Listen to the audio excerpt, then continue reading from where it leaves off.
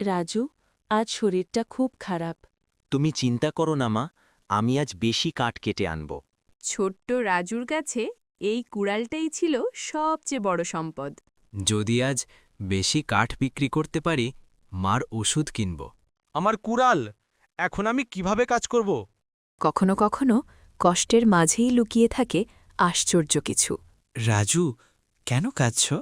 আমার কুড়াল নদীতে পড়ে গেছে। এটা কি তোমার? না, এটা আমার না। এটা কি তোমার? এটাও আমার না, আমি মিথ্যা বলবো না। এটা কি তোমার? হ্যাঁ, এটাই আমার।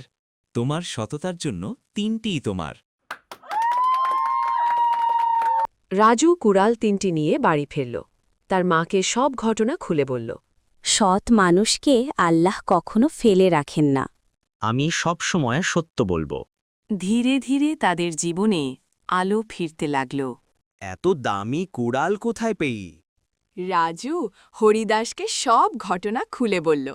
হরিদাসের মুখে লোভের হাসি। আমিও গিয়ে একটা সোনার কুড়াল নিয়ে আসব।